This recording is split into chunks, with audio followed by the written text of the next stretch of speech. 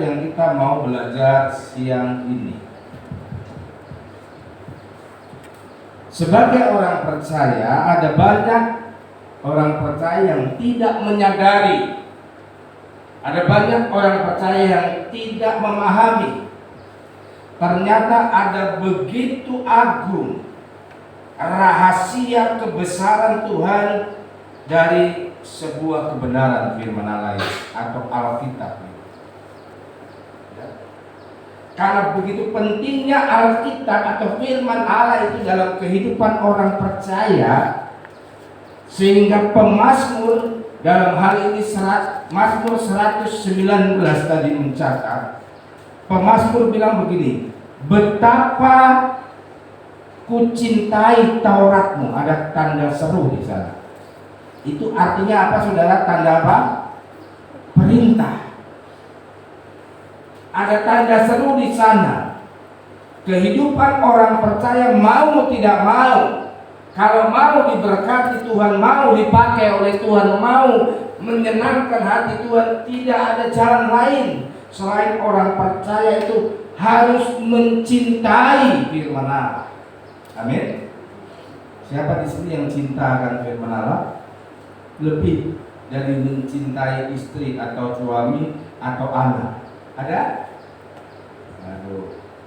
Kalau suami kita sudah mulai ngomel, kita sudah bingung.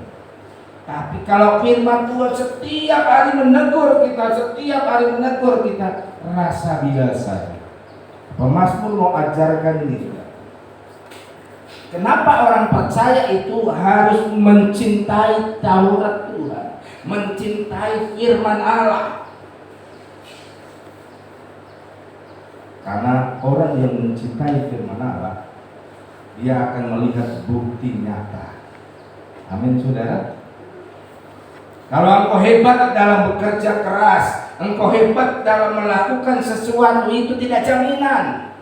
Tapi waktu engkau hebat karena engkau mengandalkan firman Allah. Bahkan Alkitab mencatat dengan kata mencintai firman Allah. Mazmur 1 ayat yang kedua, tolong baca dulu. Siapa ya? Cika, tolong baca dulu. Mazmur 1 ayat yang kedua, Cika. Mazmur 1 ayat 2, tapi yang kesukaannya ialah Taurat Tuhan, dan yang merenungkan Taurat itu siang dan malam. Saudara, perhatiin. Yang kesukaannya ialah Taurat Tuhan. Kalau di dalam Mazmur 119 tadi, yang hidupnya mencintai Taurat Tuhan. Kata kesukaan bahasa aslinya saya pernah kasih tahu kepada saudara, artinya yang hobinya adalah firman Allah. Orang kalau hobi, ya, hobi dengarkan suara burung berkicau, sampai burung itu umpamanya burung apa yang enak suaranya, murai batu, ya, harganya mungkin 3 juta, dia beli. Benar saudara? Karena dia apa? Tertarik, hobi dengar kicauan burung, ya.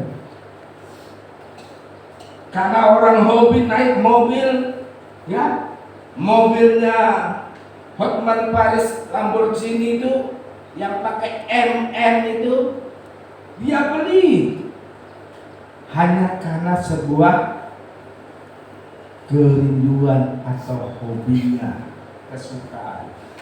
Tapi bagi kita orang percaya, firman Allah siang hari ini mengajar kita hal yang sederhana. Di dalam Mazmur 1 ayat 2, yang kesukaannya ialah Taurat Tuhan, dan merenungkan Taurat itu siang dan malam. Ayat yang ketiga apa? Ia seperti pohon yang ditanam di tepi aliran air, yang menghasilkan buahnya pada musimnya, dan yang tidak layu danya. Apa saja itu bisa apa?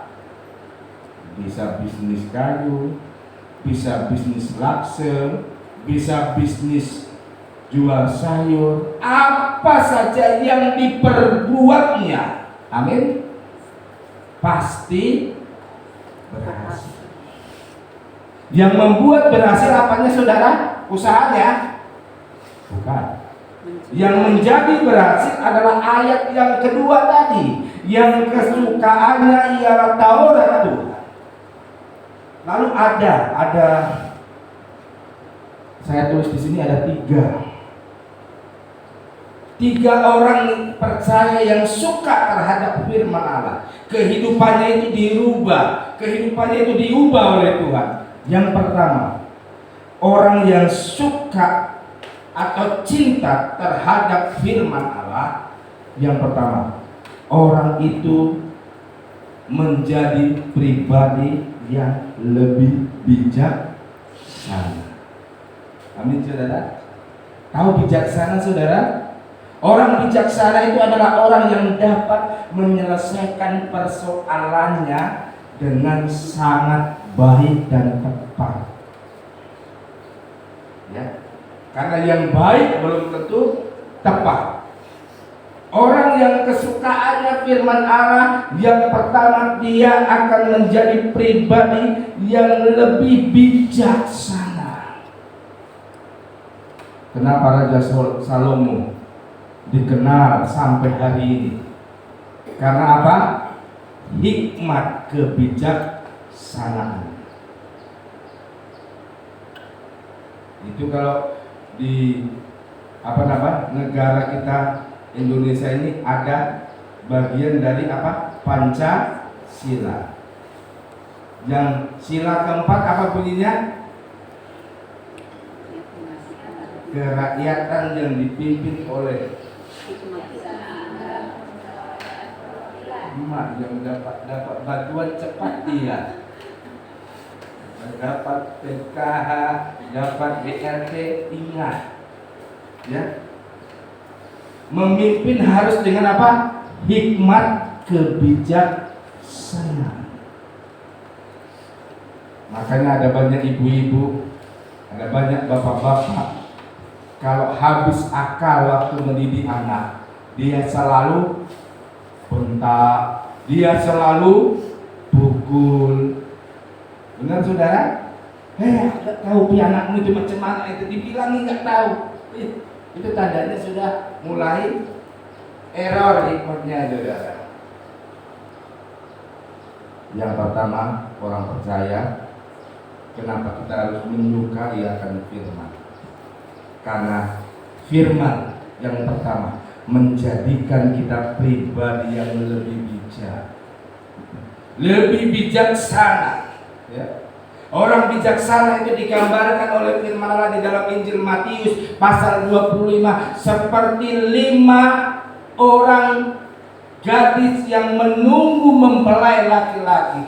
Dia menyalakan lampunya, tetapi dia juga menyediakan minyak. Tapi yang 5 gadis-gadis yang bodoh, dia menyalakan lampunya, tetapi dia tidak menyediakan minyaknya. Menyediakan minyak itu berbicara tentang ada roh kebijakan yang dia miliki. Bapak Ibu Saudara, sehebat-hebatnya orang mengatur negara, tidak ada orang sehebat Yusuf mengatur negara di Mesir pada waktu itu. Kenapa Yusuf hebat saudara? Yusuf ada hikmat, Yusuf ada kebijaksanaan. Waktu ada mimpi raja, dikatakan Yusuf, aku bermimpi ada 7 tahun kelaparan dan 7 tahun kelimpahan. Apa itu maksudnya? Yusuf terangkan mimpinya. Ada lembu yang kurus kok makan lembu yang gemuk, apa maksudnya ini? Yusuf terangkan. Setelah terangkan arti mimpinya kepada raja, raja bilang, Yusuf atur semua. Terjadilah kelimpahan yang luar biasa. Selama berapa tahun saudara? 7 tahun kelimpahan. Setelah 7 tahun kelimpahan, baru ada 7 tahun kekurangan, penderitaan. Ada 7 tahun kesengsaraan. Sudah perhatikan.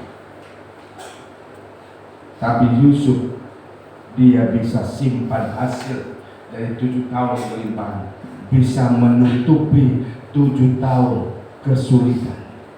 Bahkan pada waktu itu sampai bangsa Israel dia harus pergi ke Mesir untuk memberi gandum, untuk memberi bahan makanan.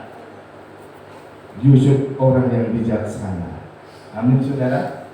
Karena sekali lagi Yusuf pribadi yang suka terhadap firman Allah. Bapak ibu saudara, di musim-musim yang sulit ini, mari jadilah pribadi-pribadi yang lebih bijaksana. Jadilah pribadi-pribadi yang lebih mengerti.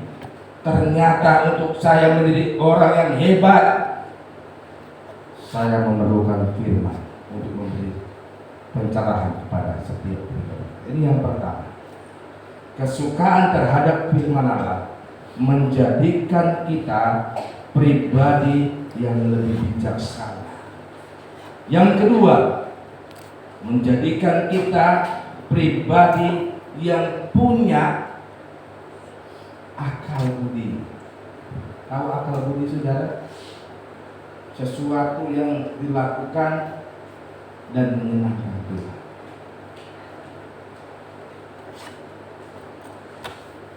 Salah satu contoh yang ringan ini, salah satu contoh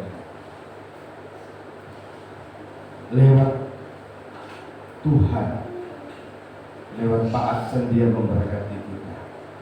Mungkin nggak besar, tapi satu waktu saya bawa beras 10 kilo, saya bawa ke Tante Center bersama tante. Waktu dia menerima beras 10 kilo, mungkin nggak besar, dia hampir nangis sudah. Dia bilang gini, aduh Pak Markus, kalau saya hari ini sudah tinggal makan bubur, berasnya sudah habis. Dia mau pergi ke warung, uang boleh, katanya tidak ada. Dia harus jalan, kalau mau pergi warung, utang dia harus jalan. Dia pas katanya, kayak gitu. Kita yang bawa, kita diberkati Tuhan, yang menerima sangat diberkati Tuhan. Hal ini juga pernah saya rasakan saudara, waktu dulu. Sudah tidak ada apa-apa, sudah buat bubur kalau nggak salah, ya. Waktu itu baru ada Vero ya nih, atau sama Vero ya. Tahu-tahu duduk di gorong-gorong bersama. Datang anak ramahnya Amin. Amin ya, Amin itu Amin. Om, ini ada beras titipan CC Sintia. Gak ada kontak, gak ada ngomong. Tuhan sedia. Nah, yang kedua, kesukaan terhadap firman Allah itu menjadikan kita pribadi yang tidak hanya sekedar bijaksana, tapi kita berakal budi. Kita berakal budi. Kita memiliki pikiran yang pokoknya pikiran kita itu apa yang menyenangkan hati kita. Pernah saudara duduk sendiri, lalu saudara berpikir apa ya yang kira-kira menyenangkan Tuhan? Ya. Lalu kita buat, mungkin sesuatu yang nggak besar, yang kecil mungkin, yang kita buat. Tapi sekali lagi itulah tandanya kita berakal budi. Yang ketiga, kesukaan terhadap firman menjadikan kita, maaf, ini yang ketiga, kita lebih pintar dari orang tua kita. Ngerti maksud saya saudara? Kadang-kadang kita anak harus belajar kepada orang tua, tetapi orang yang kesukaannya oleh Taurat Tuhan, tolong kita akan baca dulu saudara. Ayat yang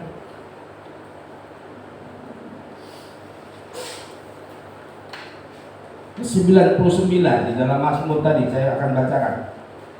Aku lebih berakal budi daripada semua pengajarku, sebab peringatan-peringatanmu ku renungkan. Kita lebih pintar dari orang yang mengajari kita. Siapa pengajar-pengajar kita? Bisa guru-guru kita, bisa pendeta-pendeta kita, bisa orang tua kita, bisa orang-orang yang kita anggap tua. Tapi satu waktu 4 ini bisa kita lampaui hanya karena kita apa? Merenungkan firman Allah. Maka jangan pernah heran saudara, kenapa anak kita meskipun dia muda, dia punya pikiran yang begitu berlian, pikiran yang begitu mantap. Karena mungkin salah satunya anak kita adalah orang-orang yang takut akan Tuhan. Amin. Karena anak-anak kita adalah orang-orang yang mencintai akan Taurat Tuhan.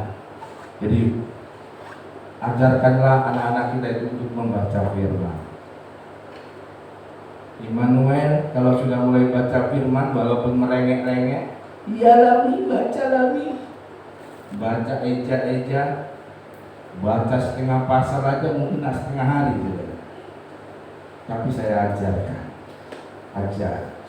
Karena satu waktu firman ini akan membawa anak-anak kita menjadi pribadi yang lebih baik. Amin. Lebih baik dari kita orang tua, lebih baik daripada kita sebagai orang tua. Firman itu akan menjadikan kita orang yang hebat. Amin. Saudara mau anak-anak saudara lebih hebat dari saudara? Ajarkan firman Allah.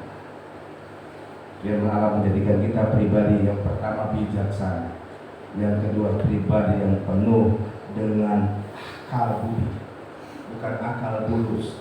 Yang ketiga, pribadi yang lebih hebat dari kita yang mengajar. Saya suka kalau melihat ada jemaat yang lebih hebat dari Om Markus. Amin.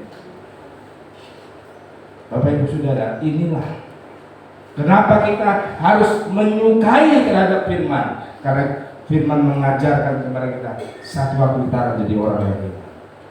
Selain kita berakal budi, selain kita bijaksana, dan selain kita menjadi pribadi yang lebih pintar, lebih berpengertian, ternyata dengan kita menyukai, merenungkan firman, ada banyak berkat Tuhan.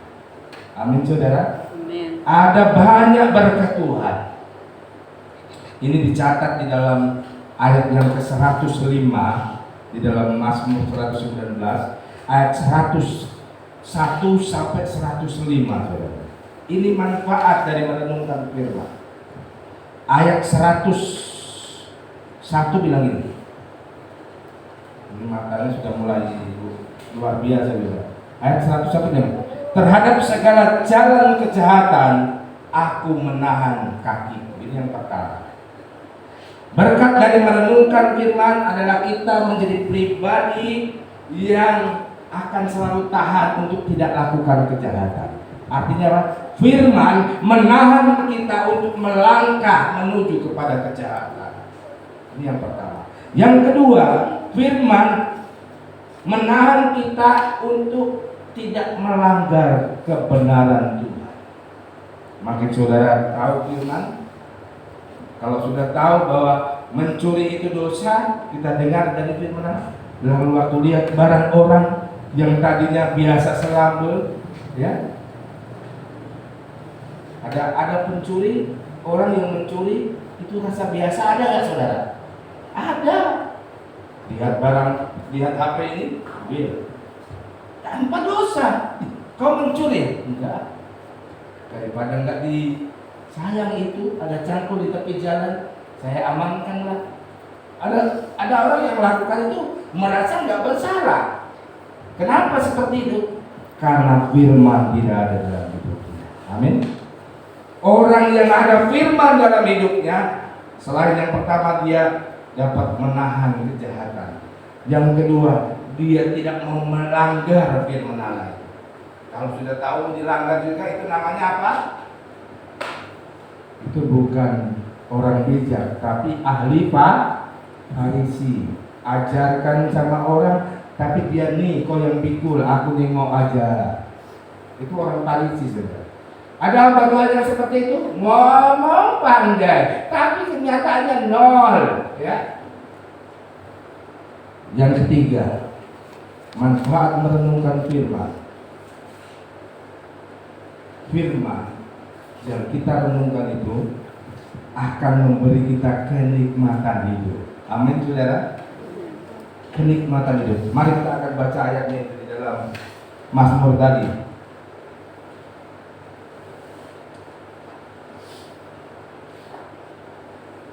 Saudara perhatikan ayat yang ke-103. Betapa manisnya janjimu itu bagi langit-langitku, lebih daripada madu bagi mulutku. Janji firman Allah ini manis, ya. Digambarkan seperti madu. Ada, saya belum pernah dengar, kamu tak suka madu ya? Rata-rata orang suka madu. Di sini siapa yang nggak suka madu? Angkat tangannya. Maksudnya bukan istrinya di madu, bukan, ya. Ini madu beneran, ya. Semua hampir suka. Kenapa suka sama madu, saudara? Selain dia manis, dia banyak khasiatnya madu. Amin. Kalau orang capek-capek minum madu, bisa segar, bisa dipulihkan. Orang habis operasi minum madu 1-2 sendok, bisa dipulihkan. Alkitab katakan firman Allah itu menjanjikan kehidupan kita itu manis seperti madu. Berbicara kenikmatan hidup. Kalau kita hidup sesuai firman, saudara, hidupnya akan terasa nikmat. Benar, saudara?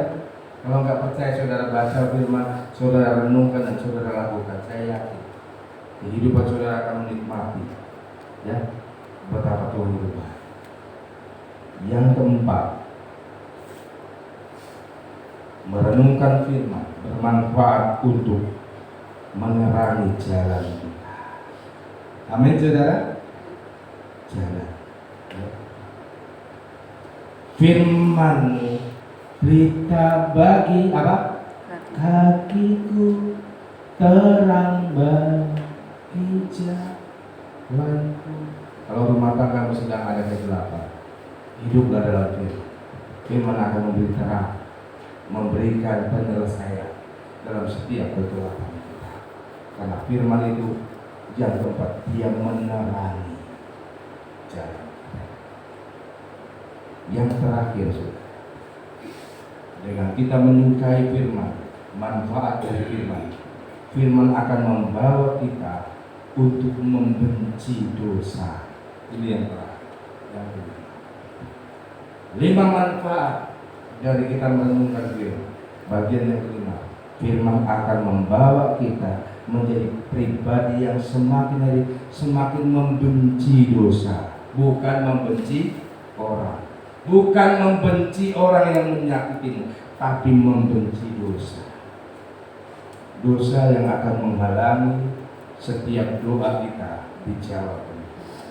Dosa yang akan menghalangi setiap berkat buat anak-anak kita. Dosa yang akan menghalangi setiap berkat dalam rumah tangga kita, dalam kehidupan kita.